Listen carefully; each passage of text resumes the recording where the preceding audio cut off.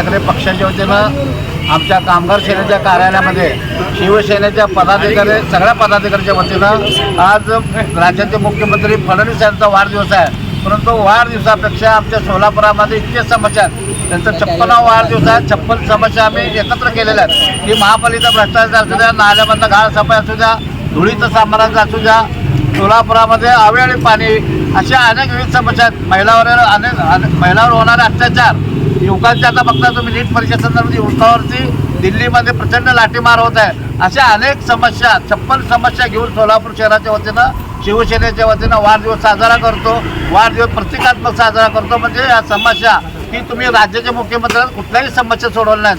सोलापूर शहर बकाल झालेला आहे, IT पार्क नाही किंवा सोलापूर शहरामध्ये बिडी उद्योग सगळं नामशेष झालेला आहे, यंत्रमाग उद्योग नामशेष होत आलेला आहे, जागरीला भाव नाही, तिथल्या पूर्व भागातला उद्योग तिथं सोन्याचं जोडण्याचं सुद्धा रोजगाराची कमतरता आहे। त्यामुळं ह्या मुख्यमंत्र्याचं जितकं निषेध करावं तितकं कमी आहे आणि येणाऱ्या काळामध्ये या सोलापूर महापालिकेचा महाराष्ट्र शासनाचा भ्रष्टाचार शिवसेना उद्धव बाळासाहेब ठाकरे पक्षाच्या वतीनं उजेडात आणणार। धिक्कार असो।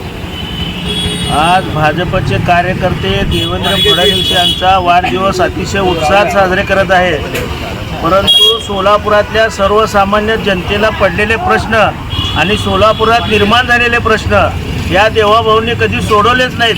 ते सोलापूरला नेहमी सापत्य भावाची वागणूक देत आहेत। सोलापुरात गारमेंट पार्क झालं नाही, IT हब झालं नाही, ते विमानतळ गोरामणीचं चालू झालं नाही आहे, ते ज्वारी संशोधन केंद्र येणार होतं ते कुणीकडे गेलं माहीत नाही। अशी सर्व पळवापळी सोलापूरची झालेली आहे आणि सोलापूरच्या भाजपचे आमदार सगळे मूग गिळून गप्प आहेत। त्यामुळं सोलापूरच्या संतप्त जनतेच्या वतीनं आज आम्ही या ठिकाणी प्रतिकात्मक वाढदिवस, उपवासात्मक वाढदिवस साजरा केलेला आहे। जनता बोंब मारत आहे परंतु तुम्ही केक खात आहात अशी परिस्थिती आहे। आपण म्हणत होतो की रोम जळत होतं तेव्हा नेहरू फिडल वाजत होता, तशी परिस्थिती महाराष्ट्रात आलेली आहे।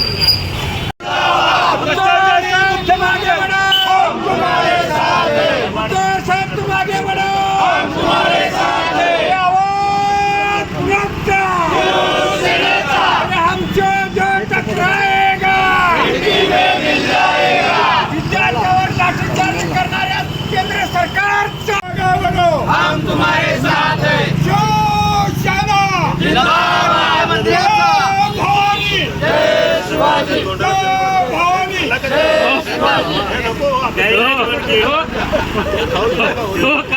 खाऊ गेला हो।